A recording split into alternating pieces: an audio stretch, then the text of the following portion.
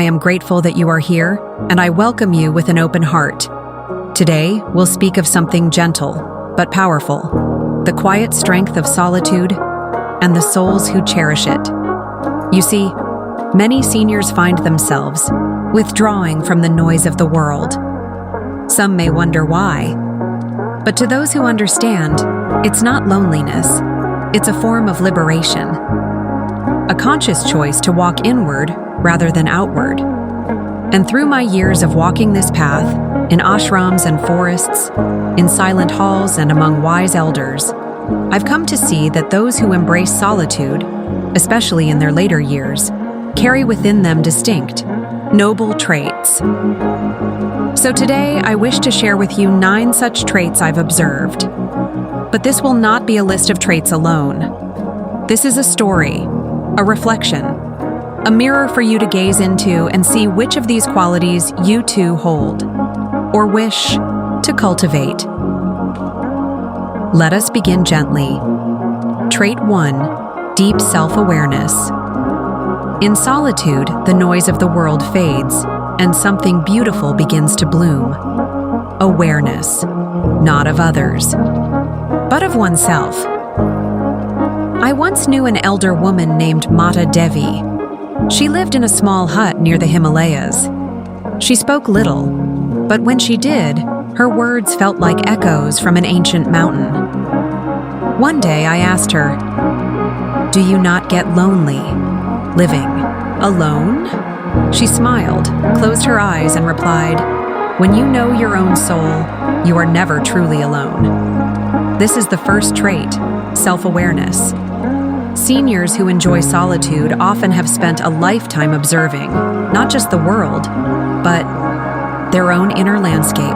They know their thoughts like a gardener knows their plants. They can sense when a storm is coming within, and they know how to weather it.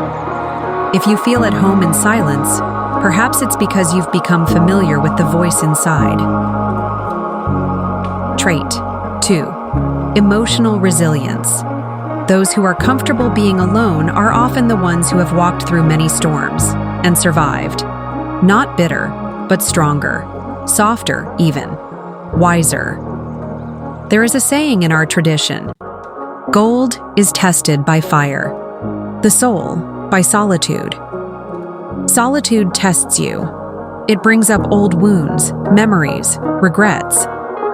But with time, these individuals do not run from pain. They sit with it. They listen. They learn to breathe through it. And that transforms pain into wisdom.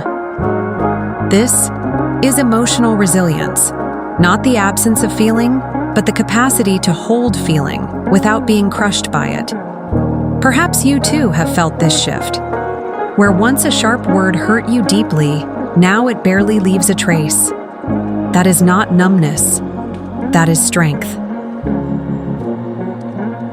Trait 3, heightened observation.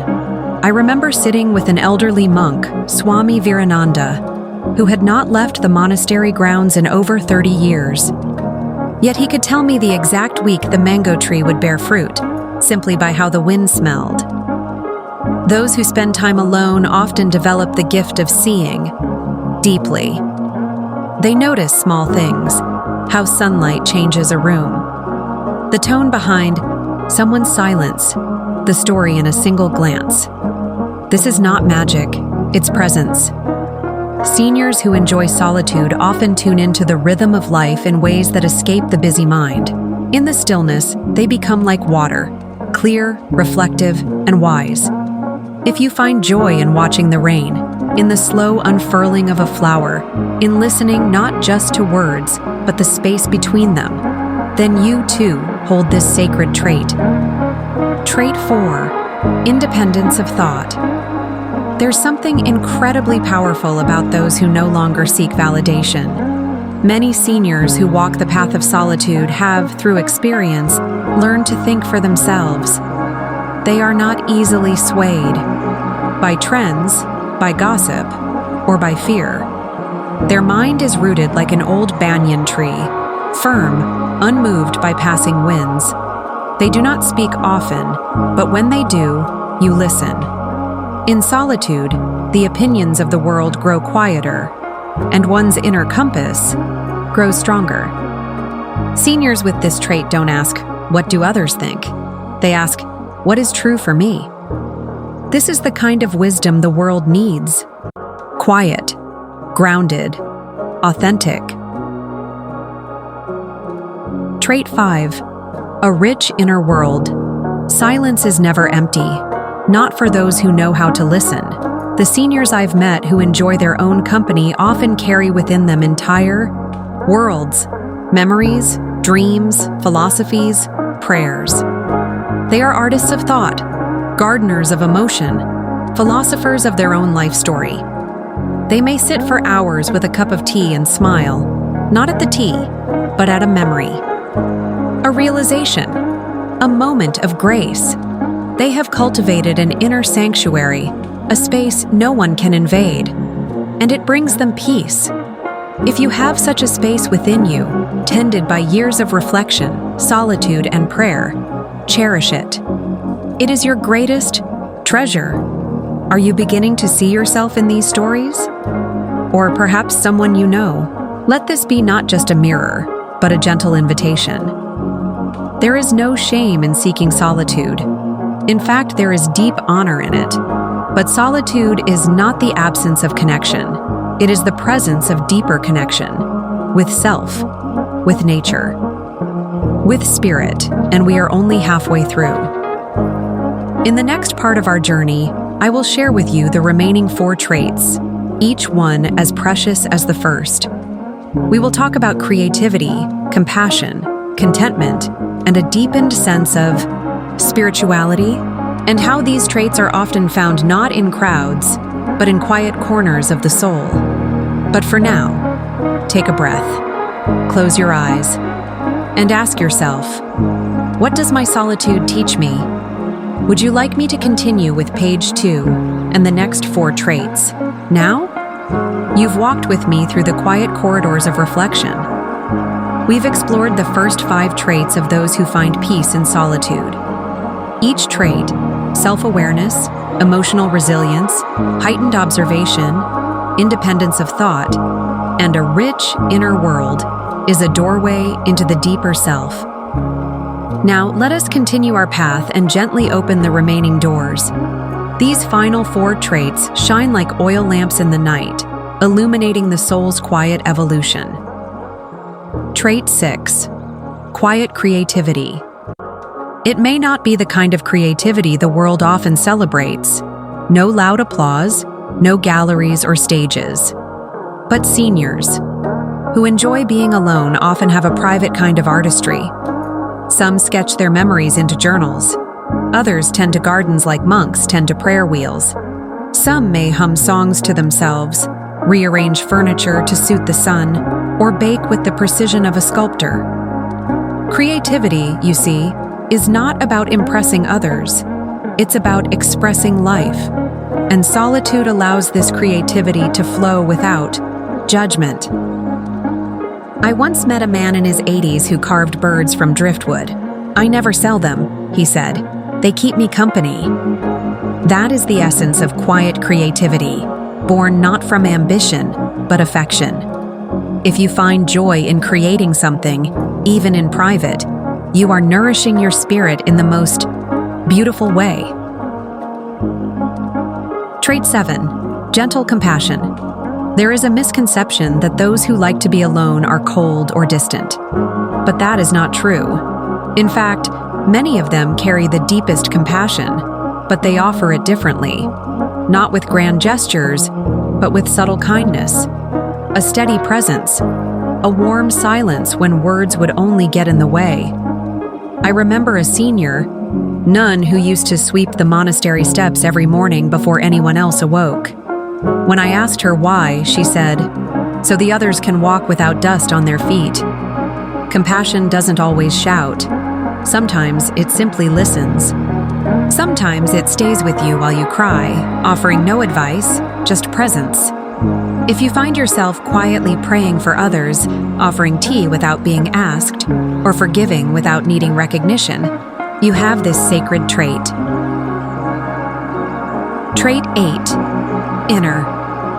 Contentment in youth. Many chase happiness like a butterfly. But as the soul matures, some begin to realize happiness is not something to chase. It is something to sit with. Seniors who embrace solitude often find joy in simplicity. A warm bowl of soup, a sunrise, a good book, a soft shawl on a cold evening. Their contentment is not about what they have. It's about how deeply they appreciate what is already there. I once watched an old sadhu eat rice and lentils in complete silence, smiling after every bite as if he were tasting the universe. This is contentment. It is not loud, it is not flashy, but it is profound, and it is contagious. Trait 9. Spiritual depth, finally. We arrive at the 9th and perhaps the most radiant trait, spiritual depth. You see, solitude is sacred. In every tradition, those who sought the divine stepped away from the crowd, into caves, into forests, into silence. Seniors who cherish solitude often carry within them a connection to something greater. They may not speak of it often, but it glows in their eyes, in their patience, in their wisdom. They have wrestled with life's biggest questions and have made peace with not needing all the answers. They do not fear death because they have already died many small deaths. The death of ego, of ambition, of attachment. And what remains is essence, soul, light, whether they call it God, nature, consciousness, or simply peace. This spiritual anchor grounds them in a way no material possession can. So now, my dear friend, you have walked with me through 9 quiet hills. If you found yourself in these traits, do not be surprised. These are not just traits of seniors, they are the qualities of awakened souls. And while age may refine them, the spirit begins its journey at any time. If you do not yet feel these qualities within you, take heart. They are seeds, and solitude is the soil in which they grow. Embrace your moments of stillness. Cherish your time alone. For in that silence, you meet the truest version of yourself, and that is the most beautiful meeting of all. Conclusion. I prepare to leave you for now. I ask only this. Before you return to the world outside, spend a few minutes in quiet. Reflect on your own journey, your resilience, your wisdom, your stillness, and if you feel moved, light a candle, say a prayer, or simply sit and breathe. You do not need to be loud to be powerful. You do not need many to be full. In solitude,